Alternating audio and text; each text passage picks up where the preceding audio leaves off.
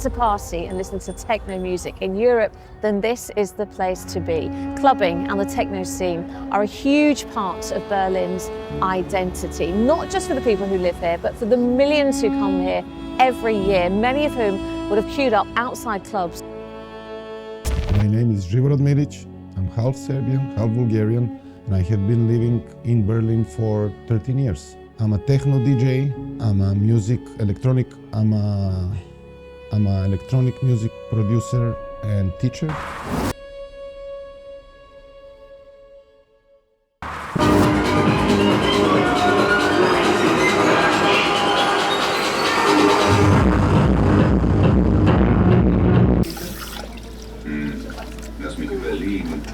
So yeah, I had a lot of issues on my way to come to Berlin, where I finally felt that no one cares who you are, which color you are, from where you're coming from. It was the first time I felt free and accepted somehow just the way I am. So in Berlin I came first of all for educational reasons, to study sound engineering. I'm the first ever graduated sound engineer in Germany in English. And when I came here, I didn't even speak English very well. So it was very hard for me to go through this. But I was studying for more than 2 years, 2 years and a half. And I didn't go even once out. Like coming in Berlin where all the best DJs are here, all the best clubs, and I'm just here and everything is around me. And I was so focused to just learn and to use maximum of this education I came for in the city. So after 2 years and a half, I spent all my money and I literally didn't have a place where to stay anymore. So I was thinking to go back to my country, which would be not what I felt that I want to do after the studies. Yeah, I even found after the studies I was struggling to find where to stay. And even if when I found where to stay, I didn't really have money to pay good room or good flat or to live alone, so I had to just find anywhere.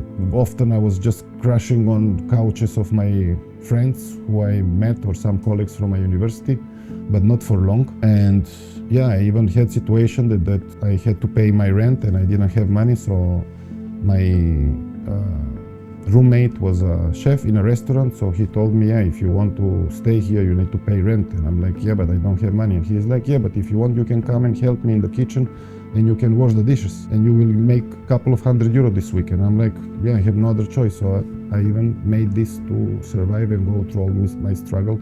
I was washing dishes and I remember the machine was called Susie. So I was with Susie going around and like washing dishes to just follow my dreams and to go further and never give up and believe in myself and don't take this as something to be ashamed from. I'm even proud that I did that, and now that's why I am who I am. About Berlin scene. So Berlin scene is a dream for everyone. That's why most of artists are here, and you can really benefit from the city in many aspects. But on another side, it's very dangerous also. It can eat you very fast in a negative way because it's full of freedom. A lot of drugs are around, a lot of crazy people in positive and negative way. Every day it's a reason to get fucked up, and every day it's some occasion to go out. Every day it's a reason to have a few beers. And yeah, it's very often me playing in a lot of clubs, seeing some cool new people coming to the city in very like bubblish, positive energy vibes. But the same people I see a few months later in the corner, like lost on drugs, in very depressive and not good looking. Yeah, it's sad to see same people who are kind of on the dance floor vibing and giving me positive energy. I see them a few months later, totally opposite of what they were when they came in Berlin. So Berlin, it's not really city. Maybe it's not only Berlin, maybe just the world became more distant, more cold. If you come here with super positive energy and super bubbly-ish and you are like spreading around positive vibes, people don't like this. Unfortunately, you need to be a little bit down to earth, more realistic and really smart, to be careful. There are a lot of traps in every big major city. So there is a lot of positive things and also a lot of negative things, like everywhere and in everything. Very, very hard to be a DJ in this underground scene in Berlin, because everyone, especially after Corona, everyone became DJ. This is like riding a bike. It's became culture, like just normal. If you, I'm also DJ. This, like, you're not DJ. This is like, wow, you are not a DJ. How come you're not a DJ? You cannot ride a bike. You cannot swim. They see you already as a handicap if you're not a DJ. It became very, very banal, and it's very attractive for many people. Also from equipment point of view, it's super easy to mix. Most of the equipment mixing for you doing the things. So now it's more about your performance, how you dance, how you open the mouth, following and playback, mimicking the lyrics of the song, than really thinking about the music. It's more about entertainment, jumping, promotion, everything. It's about social media, how many followers you have, how many tickets you can sell, and so on.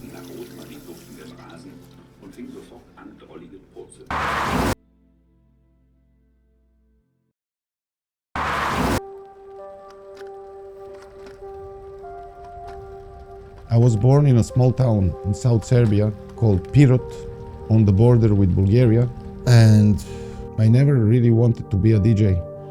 It was never my dream. I was a professional basketball player, and because of my parents and their collections, huge collections of cassettes, while they were at work, I was listening to all these collections. And also another advantage I had, that they had this double deck cassette player and recorder, so I just decided to make compilation from all these hundreds of cassettes and put them all in one compilation for myself.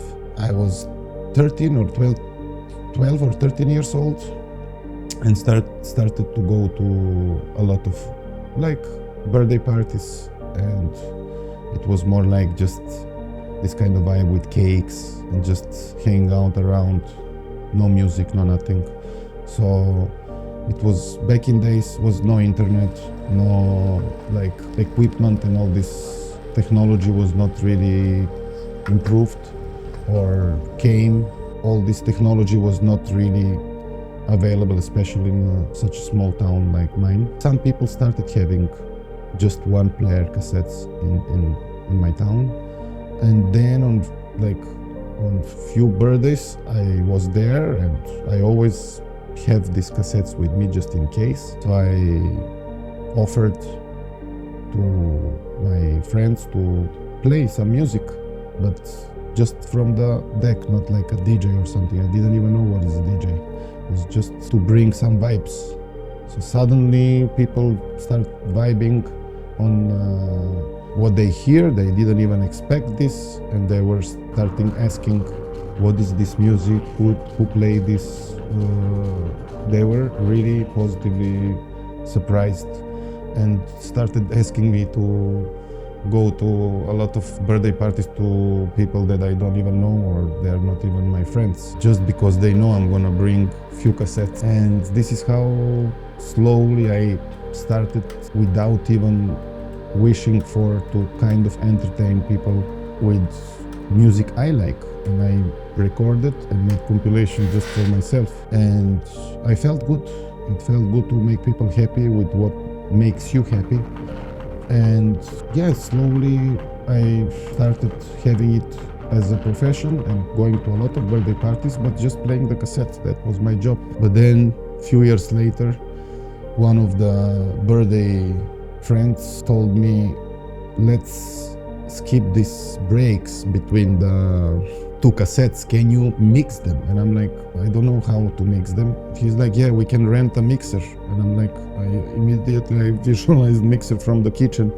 He's like, no, it's a mixer. You can mix with your hands, two cassettes. And I'm like, wow, that will be amazing. And yeah, so it was only one guy in my town who is renting the only one mixer. So I mean, maybe there were few more, because there were some bars and clubs, few of them, like small bedroom bars. I don't really remember, but yes, this was the only one rental mixer in town. So I started playing these birthday parties a little bit on more professional level, mixing from two cassettes, and a little bit later started like using microphone and mixing more cassettes. So from 1-2 compilations, I increased my collection with more cassettes, and I was able to play any kind of style. I learned what people like, because from all these birthday wishes and everyone is coming and asking you, you start learning what people really enjoy to hear in certain moments, what is in the beginning, what is in the middle, what you play when they're a little bit kind of drunkish. Still having in mind we were still just kids, teenagers. And yeah, this is how I started slowly entering this world of music, DJing.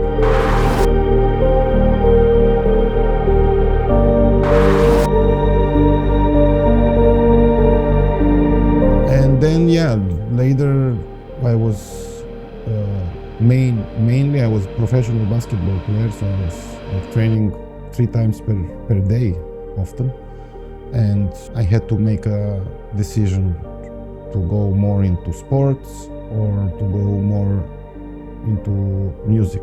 Came some people, business people from Italy, and they invested and opened a huge club for like a couple of hundred people, or maybe even not 1,000, but definitely more than 500 people. And they opened a club in my town, which was one of the best club in the country.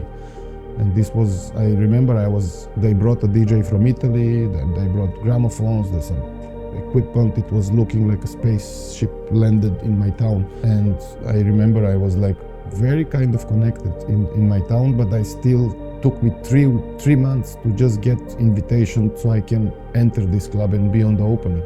Long story short, in general, was very hard actually.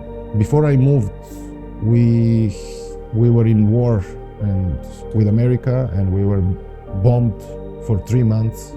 So the club was in the basement and everyone was hiding in the club. You don't know what's gonna happen tomorrow. So everyone was drinking like it's their last day of their life. It was no Saturday, Friday, Monday, every day. The discotheque was full, and I played every day for 3 months without stopping. Yeah, it was very, very big experience and growing in any meaning, going through this struggle, being in real war, hearing bombs and playing every day. It really gave me like maturity and experience to after that move forward. And there the other problem was that I'm not Bulgarian, it's just my mom is from Bulgaria. I was born in Serbia, so there also I had problem, because like this guy from Serbia not gonna play in all the best clubs here in our country.